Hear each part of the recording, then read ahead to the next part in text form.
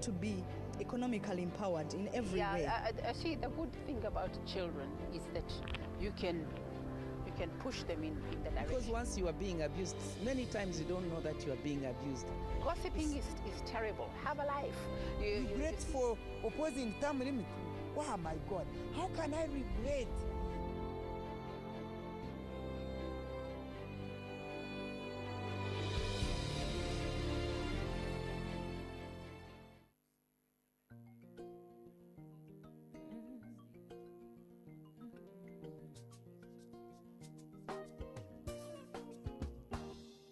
Azukukamuko kakera nnyo mama akolako wannyo alina okulabirira abato school fees okusoma n'ebitabo olusi tebalina nga n'ekyokulya okukifuna baguba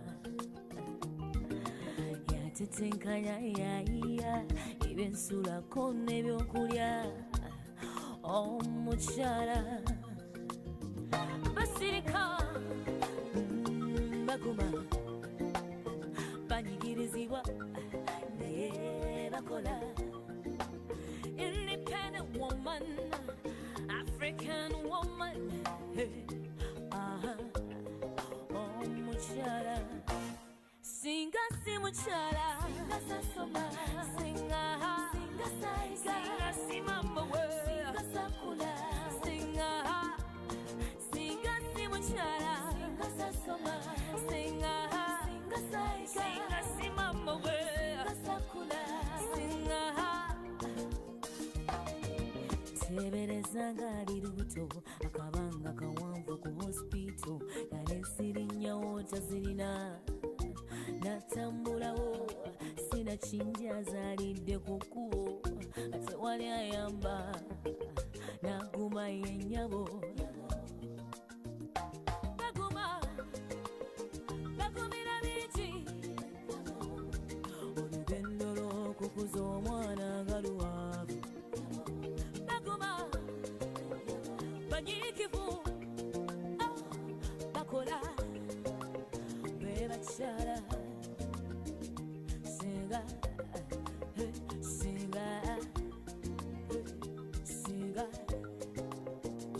singa mama we sasoma singa singa si mama we singa sakula singa singa si mukyala singa sasoma singa singa si mama we singa sakula singa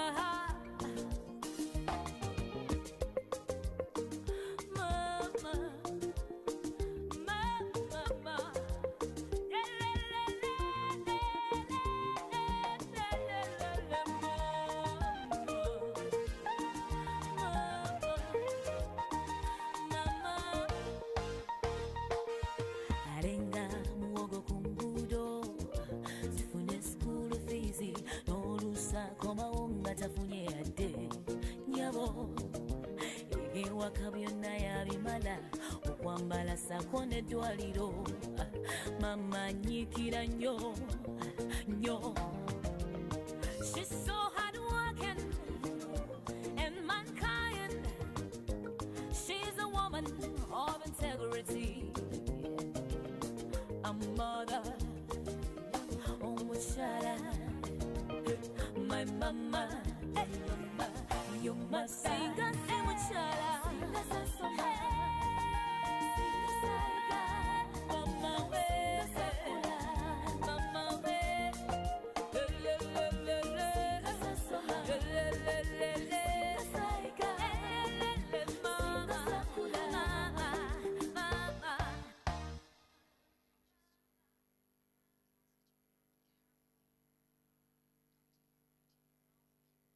Well, a very good afternoon wherever you are. Welcome to Her Moment. Happy New Year wherever you are. My name is Jackie Chaligonza. This is a program for women. Yes, we make it a point that we look out for women from all walks of life and from different professions, just to share their life stories with you, such that you, the viewer out there, can help you make an impact onto your life or change different attitudes towards life. Well, Joining me this afternoon is a woman with a very interesting, inspirational story. Well, she is a very, not old, she's a bit young still, but what she's done in life is quite very interesting, and she's a person that grew up loving children, and not only that, loving giving back to the less privileged. It's very hard to find such people, most especially in this era, to find people with such great hearts, or people who can give back even when they have nothing in life. Well, joining me is Susan Emorut. I think I mentioned her name very well, but she'll be telling me about her childhood history, how she started, and on to where she is right now. Very good afternoon. Good afternoon. How are you, Susan? I'm okay. Welcome to the program. Thank you. So who is Susan? Tell me about yourself. Susan is a girl who was born way back in 88. Yes. I grew up in a family, a polygamous family. My mother was the eldest woman who quit marriage because she couldn't handle. So I grew up in the hands of my father, stepmother. Sometimes I'd go to mommy, but just like that. And growing up wasn't an easy thing. Yes. Life was so hard. First of all, getting money to be at school was To survive, basically. And not because my father could not afford. He could because he was working. He was a head teacher. But because the rules of my stepmother were not allowing him pay fees, my fees. So I had to suffer like that. But throughout the life, I managed primary. I went to secondary, but going to senior one wasn't also easy. I started going to school when my own father did not have started going to school. I would wait for the admission was brought. Okay. He did. I waited for people going to school. They would bring for me books. Today, you wait, maybe they'll bring a mattress, maybe they're bringing you a case. It didn't come. 3 weeks have gone down the road, children are going. I said, what am I doing? So I started walking, following the neighbors. I went to all our girls' SS, on foot, barefoot, without, not even a slipper. Wow. And I went to school 1 month late, when others have gone, borrowing books from the neighbors. Then I'll go to school. Sad one. Reaching school, you know how hard it is to go in those latrines. Yeah, I understand. In the school. Yes. So you go, I would first borrow a friend, first help me with your shoe. I also enter the latrine. I know. And you go. Sometimes they would laugh at me, but I was very careful. It never hurt me at that time. I think that's how God just made it. I was happy in the life I was in. How many were you at home, the children, your siblings?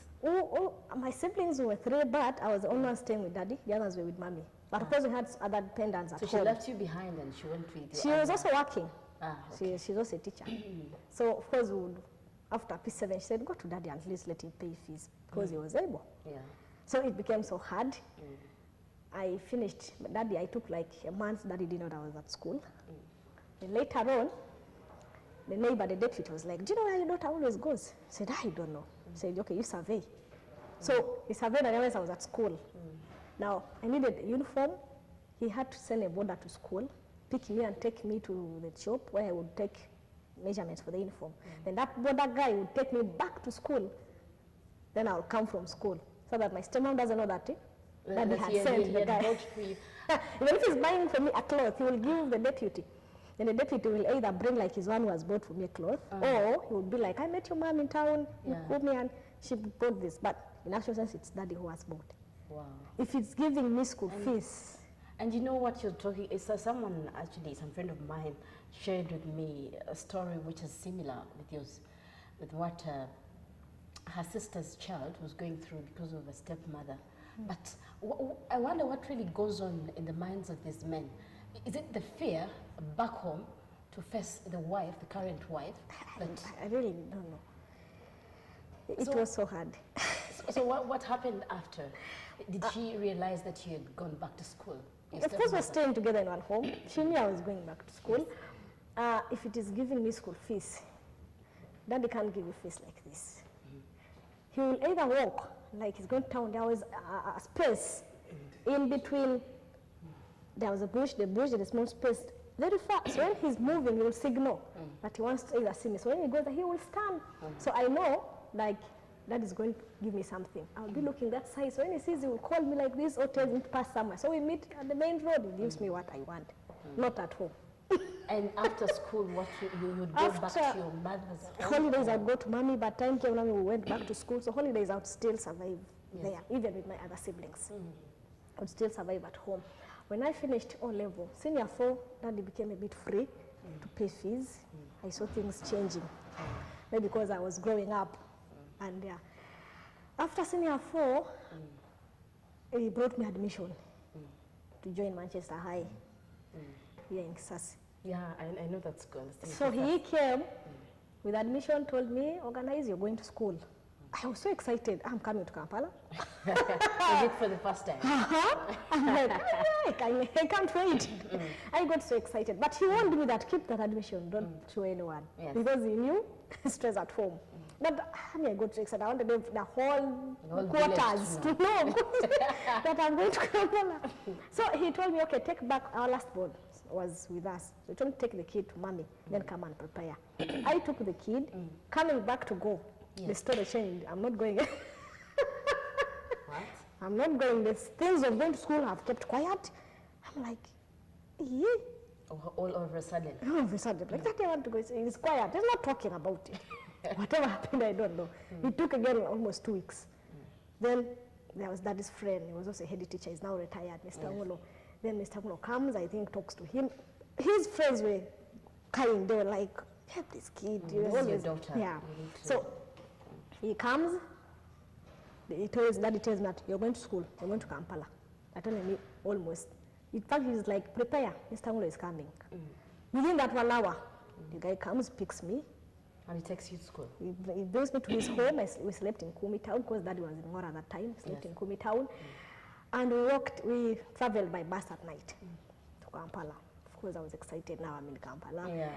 Now the guy takes me to school. See, I was very tiny, very small. I was going to senior 5. That was in 2005. Yes. Reaching school, they welcomed me, but because I was very young, they took me to senior 1 dormitory. It's actually the senior ones who came and welcomed me and took me because I was young. Reaching there, I'm trying to get the notes. I'm seeing notes of senior 1. I said, I think I don't belong here. So, but I have my uncle, Daddy's cousin, who stays around. Works in Nasana. He loved me from childhood. His only could come and rescue me in most cases. So I had his number. I called uncle. By then, I was working with World Health. I called uncle that I'm around Kampala. That was excited uncle so much. When holidays came, he just came and picked me and took me home. He told me, you're not going back to suffer. So the beginning of my smiling started. Okay. So I stayed with uncle the whole of A-level. Yes. After as senior 6, even VAC, I stayed with uncle. Then uncle now took me to Samizi when results came. I went in Samizi for a diploma. Okay, in VAC, uncle told that instead of staying home, why don't you go and do any course, small course. So he took me for a certificate course in Samizi still when I was in VAC. So I was doing social mobilization. When results came, he told me just continue. So I finished my diploma in Samizi. Just after finishing, by God's grace, I went to Sunny Baby's home to volunteer, which they accepted to give me a place to volunteer. I worked there for almost 2 to 3 months. Sadness again comes. I could not. People don't want to see you happy. I know. Even just seeing you smile makes someone sick. That's very true. Hearing, oh, she has gotten somewhere, that was trouble. Even when I was staying with my uncle, they would call uncle and tell him, why are you keeping that one there? Just how, eh? But uncle said, no, let her be there. After all, I was helping uncle take care of the house. Okay, he has the wife. Housework. Yeah, so I was helping them, and being a very obedient girl, always, uncle liked me and didn't even want to release me. Yeah. I started falling sick. Headache. I had a lot of headache, terrible headache. Hey. In fact, that sickness of mine is something I always don't like talking about because it reminds me of so many things that I went through. You still have that fear that it can come back. Oh my God. They took me to hospitals. They called me over special doctors. This one can work so much in the headache. This one can do. They first scan the head. You first scan the brain. They finished all those things. It didn't change. I would wish to run. I would run on foot from Mengo up to Nansana. Wow. The moment you step the workplace, something just tells you to go back home. You're not supposed to be there. So I would sit in the taxi is not doing well. I tried to get a border. Were you kind of possessed? You would feel something just tells you to be home. So I take off up to home. The moment you reach home, you will collapse. The only thing you'll realize you're in hospital. So you don't fall outside home. First, tell me, whenever you'd go to work, yeah, the headache would start. Immediately. And then you'd walk from wherever, from Zambia to From Mengo. From Mengo to Nasana. And then you just run. You feel you need to be home. Wow. What did the doctors say? No, until they take the hospital, they will do all the tests and there is nothing. So how did you overcome that? I stayed in the hospital for 3 months. 3 months? Yeah. Must have been serious. Yeah. Time came when they would just tie me like this. They don't allow me to run. Because they leave me, I would run, I would undress, I'm moving along the streets. So I became very miserable. Then my dad said, transporting a dead body is going to be more expensive for us. So you better bring this girl. She dies from home. It is easier. Wow. They took me back home. To the village? Yeah, where daddy works in Emorut. So you went back where you started from? Waiting to die. But when I was in Emorut, I was a youth leader in the church. Yes. So all the reverends knew that I was very sick. So on my arrival, it seems they just announced that today they are bringing her. So everyone was like, we need to see her before she dies. We need to see her. Now, on my arrival, I sat there. I was just lying helpless. Then these reverends come to check on me. Yes. When one of them just reached home, he said, no, this girl must not sleep here. If she sleeps here, we shall not see her tomorrow. So they just carried me, put me in a vehicle, and then they said, we told her that we need 2 people. One who is going to be cooking for the people. In fact, they said we need only a few people, 2 to 3 will believe God for a miracle for this girl. So they took me to church. 3 good months in church. Yes.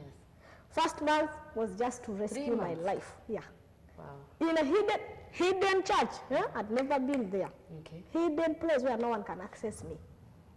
Only those people who are praying, crying to God, to believe God for a miracle for my life. So you were possessed by But an evil spirit? Just, that's what he said. That's it. Okay. So they prayed. The second month, I started getting better. Third month, now, I was actually now myself. When they released me from church, my uncle said, you're not going anywhere, just from church, just come to Kampala straight. You didn't go back to that? I didn't go. I rushed to Kampala again, trying to see how life can. So they had no idea on where you were? Of course, Daddy knew that I've come to Kampala now. But nowhere to start from. I'm just there, seated home. Life was so hard. Until one of my cousins called me. That was now in 2011. She was working in Amuria, some organization. Then she calls me that, you come and help me take care of my children. So me, I'm working. So because I was bored of being you were back to that level of looking after someone else's home, yet you had gone ahead. You had taken a step ahead. That's it. Yes. I went to first babysit. Okay. I babysat and things were not working well. I came back to mommy's home. I'm there at home. I love football so much. You love football? I'm a footballer. I'm a qualified referee. I officiate football for boys. That's a good one. So in most cases, don't tell me that bit. So you won't go back there. Yeah, I love football so much. So all the time I'm in the field. Okay. I'm not home. I'm running to play. I'm not playing. I'm watching a game, whether at midnight, whether at 4. I'm there. So that was me. So football helped me a lot. How far have you gone with football? I started managing a team for boys, but of course, managing football became expensive. But I had a team that was playing the regional level. Then I left officiation, management. I went for refereeing. I went and did the course for grade 3. I passed. I started officiating games. I was the only female referee in the whole of Teso region, Teso Karamoja. I was the only one. Even right now? Right now, there are 2 who have joined.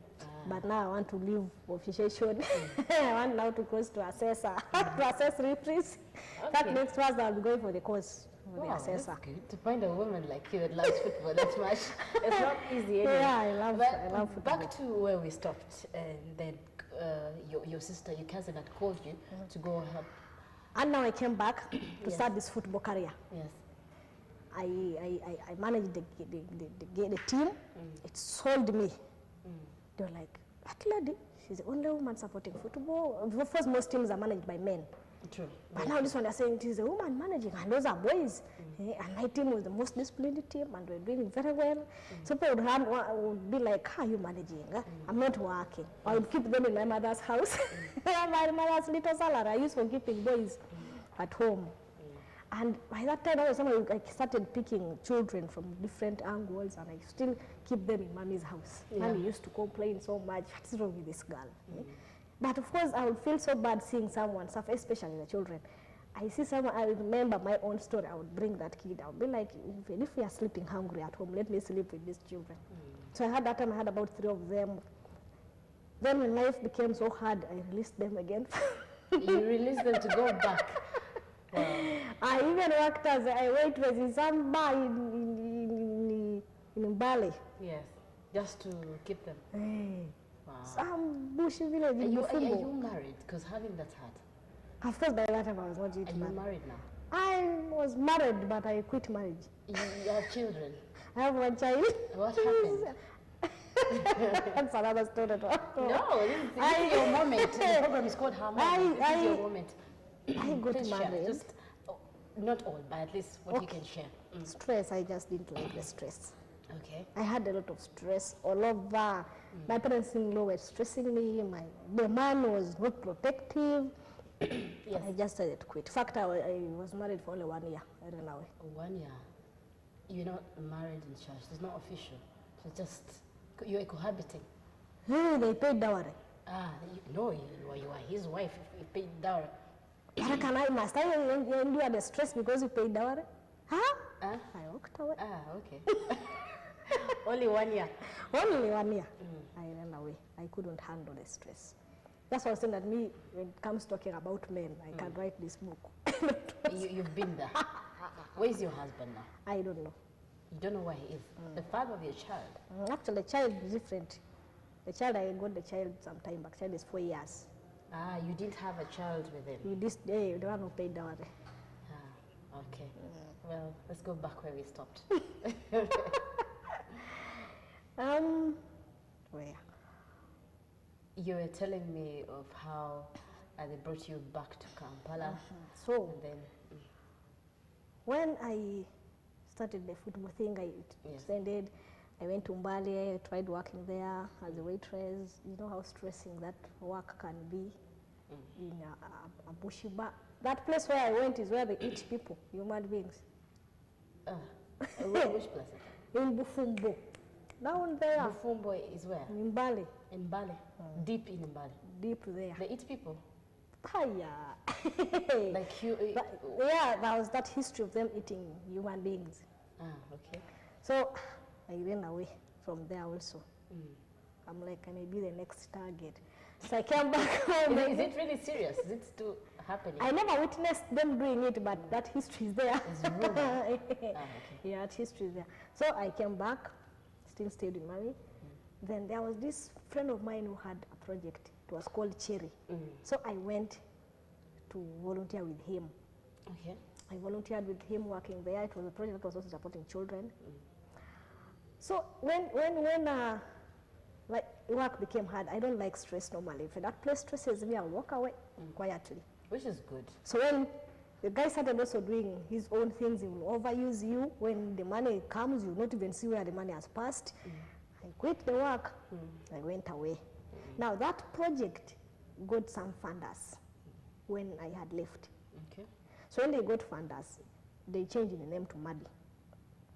So me, I went back home and stayed with my mother and do my football work. Then I got some job with Bayport, so I was there with football and Bayport. Then those guys who funded the other project. Still in the village? In Kumi. In Kumi. Now I resettled there. Those guys called me. All of a sudden, after that lady who was there, I said, well, come and help me. I've gotten funders. Come and help me. Let's keep the children. I said, oh, that's okay. After all, I love supporting children. But as we were there, she would write proposals. Actually, she would write the budgets because she already had the funders. She would write the budgets. They would approve her budget. When the money is released, She will even send the children to school without sugar, which was budgeted for. So of course I could not be part of that madness. I confronted her. I didn't quit. I tried to confront and say, but this is not right. What accountability will you give God? At least give 2 kilos, okay, eat 2 kilos of sugar. At least give 70%. And you remain with 30. She didn't have the heart to do that. So me, I said, okay. Now, whites came, sponsored. Yes. They came. The children themselves were not happy. So the children told the bosses how they were mistreated. Yes. Wow. So when they told this lady, this particular lady who is funding me, Christina, got so much pissed. I'm like, but what? But how? So she decided to talk to me. We had a private talk. I told her, I can't be part of this. This is not what God has called me to do. If it is to support the children, let's do it. For me, I don't have anything, but I can offer myself. Yeah. Even if it means me bathing them, I'll do it, and God will reward me for that. Then she was like, it seems me and you have the same calling. Even me, I can't be part of this. Yeah? So, nights, I quit, I left the place. She followed me. She said, no, let's start something. Okay. Can I do the lobbying out there? Can you support these children? The white lady? Yeah. Okay. That's how I got to know her. I said, that one is okay. She was like, what does it take us? Can we try to register it? Can we? I said, it's okay. Give me some time. Let me try to look for a house where we can do. So I kept in touch with her. I go to the house. I paid. I started getting the children. And that's how the project started. Okay. The current project. You told me it's called AIM. Yeah, it's what called, does it mean? It's called AIM. It's Adored International Ministries. Most times people come and see that word ministries, they believe it's a church. Yeah, I was going to ask you that as well. No, it's not a church, but we believed we were doing ministry work. That's why I put that word there. Because anything you give back, it's like doing ministry. There's a church supporting you. No. No, we just believed we're doing God's work, and that is a ministry. So we got that thing. It took us time to get a name. We had so many names to put, but we said, no, let's have AIM. So how big is it? Adore the children. How many children do you support right now? We support 12 children. 2 are positive, HIV positive. We have these other ones who are vulnerable. But of course, others have other sicknesses. We have those ones who are asthmatic. We have one with sickle cell. Yeah. How do you select these children? You have you go out there and source them yourself, or you have someone who goes on ground, and any of us answer that? Selection of these children, in most cases, if Krishna gets a friend, and she's like, we have this project, can you support a child? A friend can come and say that, okay, I want, sometimes they give specific qualities of a child they want to sponsor. Yes. So I said, I want a positive child. So I'll go to a hospital, get the records of the positive children. Then the doctor there can guide me. This one needs help mostly. So when they guide me, they can give me about 4 or 5 options. I'll go on the ground and survey all and see who to support best. Okay. If someone says I want an orphan who is this age, I'll go to schools. Schools have those records. And then they tell me this one, they can tell me that this other one in P3 or P4, this one, because they know how they come to school, you know. So I'll follow up, they give me the options, I'll go down to the ground. And when I go to the ground, I survey, you find that that child maybe is not even, it does not even know the parents. That child is staying with maybe a well-wisher. Actually, most of my children, all of them, I picked them from well-wishers who sympathize to keep them. So when I track that child, I get a letter from the LOC1. In fact, I go first and get the LOC1 of that area. So the LOC1 with me works one-on-one, getting the history of that kid well. So when we say it, summarize and say, okay, this is true, we get to the clan leader of that child, who gives me a letter, allows me to take the child and support the child. When the clan leader gives me a letter, I move to police, to the child office, and they give me another letter. The people hand me that letter. I go with that letter to court. The magistrate endorses, allows me to take care of the children, such that no one comes from out and says this one is a kidnapper. Start claiming. Yeah. Well, you told me when you were starting that you had done this before, but told me the way you would stop and let the kids go. So how certain are you that this is going to stay forever? And if you fail to get the finances, let's say in the next 8 months, what will happen to these children? I will have to look left to right. Sometimes finances can even delay to come. Sometimes it's not there. When my boss maybe gets so sick, it's hard for her to work. Maybe she may take long to realize some money somewhere. Yeah, because I'm saying I have to. That's why I have to